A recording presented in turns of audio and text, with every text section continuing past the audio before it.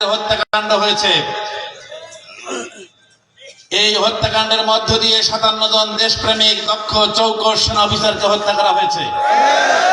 হাজার হাজার বিডিআর সদস্যের নামে মামলা দিয়ে গ্রেপ্তার করে জেলে পাঠানো হয়েছে। পুরো বাহিনীটাকে চিরতরে ধ্বংস করে দেওয়া হয়েছে। ভারতের তাবেদার একটি বাহিনীতে পরিণত করা হয়েছে। আমরা দেখেছি এই 15-16 বছরে হেফাজতের উপরে নির্মম হত্যাকাণ্ড চালানো হয়েছে। এই 15-16 বছরে জামাতের জনপ্রিয় দেশপ্রেমিক নেতৃবৃন্দকে মিথ্যা মামলা দিয়ে সাজানো ট্রাইব্যুনালে বিচার করে মিথ্যা সাক্ষীর ভিত্তিতে তাদের ফাঁসির ব্যবস্থা করা হয়েছে। শুধু কপাল গুণে বেঁচে গেছেন এটিএম আজহারুল ইসলাম, আমাদের রংপুরের কৃতি সন্তান। আজকে আমরা রংপুরবাসীরা নিজেকে ভাগ্যবান মনে করি দুটি কারণে। ফাঁসির দড়ির কাছ থেকে ফিরে এসেছে যে ব্যক্তি, তার বাড়ি রংপুর। আর গত বছরের জুলাইয়ের আন্দোলনে যার শাহাদাতের মধ্য দিয়ে এই আন্দোলন বেগবান হয়েছিল, বাংলাদেশ দ্বিতীয়বার স্বাধীন হয়েছে, সেই আবু সাইদের বাড়িও রংপুর।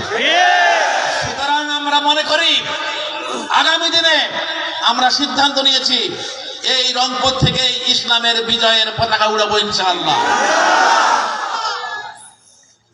আমরা এই 15-16 বছরে আরো দেখেছি ভোটারবিহীন নির্বাচন দেখেছি, ঠিক না?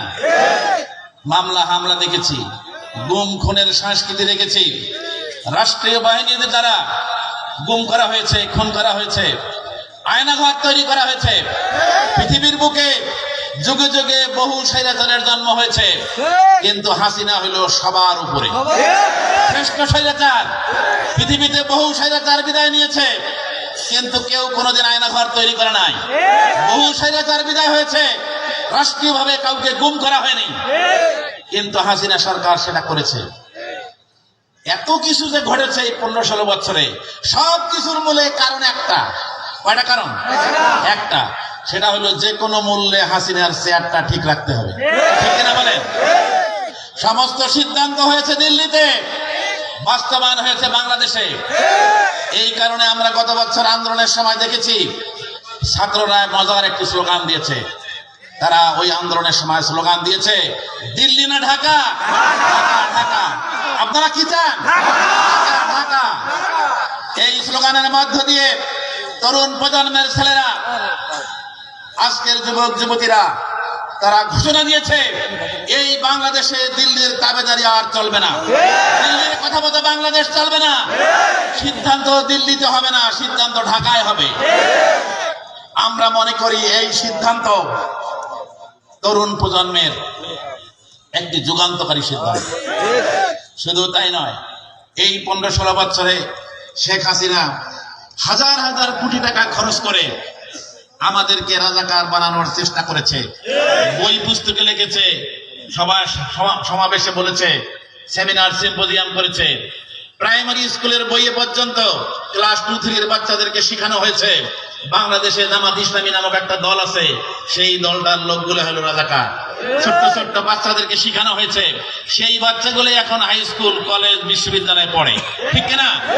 কিন্তু আন্দোলনের সময় তাদেরকে যখন রাজাকার বলে গালি দেওয়া হলো, তারা প্রতিবাদে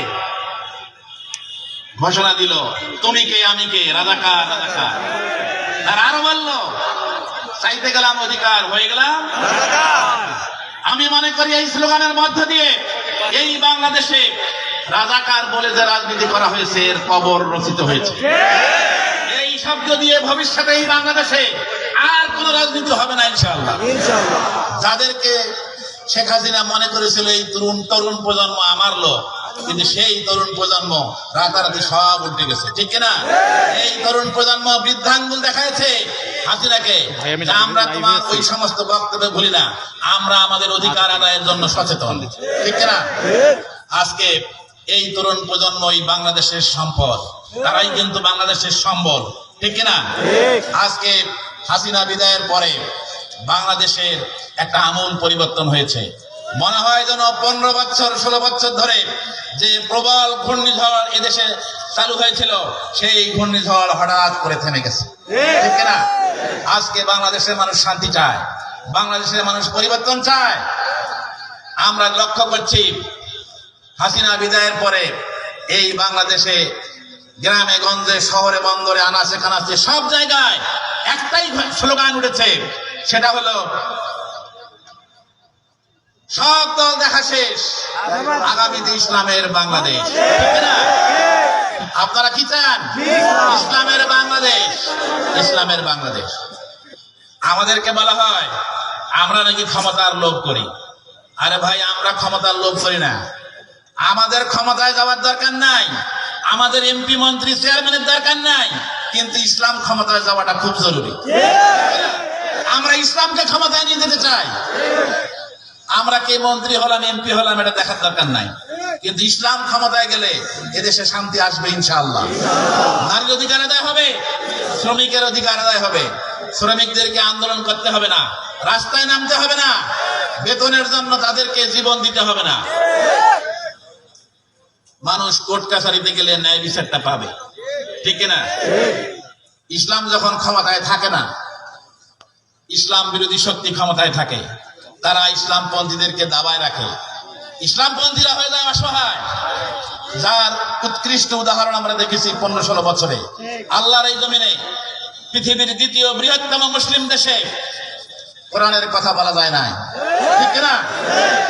এর চেয়ে কোরআনের অপমান আর পৃথিবীতে কোথাও হয়েছে বলে আমার মনে হয় না। ঠিক না? কিন্তু যদি ইসলাম ক্ষমতায় যায়, ইসলাম বিরোধীরা হবে অসহায়। ঠিক না? তখন আমরা তাদেরকে যতটুকু অনুমতি দেব ততটুকু কাজ তারা করতে পারবে। ঠিক না? এই জন্য ইসলামের ক্ষমতায় যাওয়া জরুরি। আজকে আমি 2-3 মিনিটে আমাকে যে সময় দেওয়া হয়েছে আমি শেষ করে দিচ্ছি। নির্বাচন আসলে আমাদের দেশে কিছু অপপ্রচার চালু হয়, আপনাদের জেনে রাখা দরকার। সেটা হলো হিন্দু ভাইদেরকে বলা হয় খবরদার জামাত ইসলামীকে ভোট দেবেন না, তাহলে সবগুলোকে পিটায় ইন্ডিয়া পাঠিয়ে দেবে। ঠিক কিনা? আমরা চ্যালেঞ্জ করে বলতে চাই, এই বাংলাদেশে একটা উদাহরণ দেখাতে পারবেন না স্বাধীনতার পরে 54 বছরে জামাতের কোন নেতার নামে হিন্দুদের উপরে অত্যাচার, জুলুম, নির্যাতন বা তাদের জায়গা জমি দখল করার একটা মামলা আছে, দেখাইতে পারবে না। ঠিক কিনা? ঠিক ভাই। বরং আমরা গ্যারান্টি দিয়ে বলতে চাই, জামাত যদি ক্ষমতায় যায়, হিন্দু, বৌদ্ধ, খ্রিস্টান, উপজাতি যারা আছে তারা সবচেয়ে নিরাপদ থাকবে এই দেশে।